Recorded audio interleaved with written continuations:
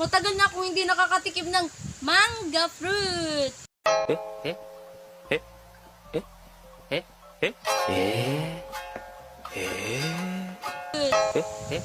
Saan tayo kukuha ng mango fruit, madam?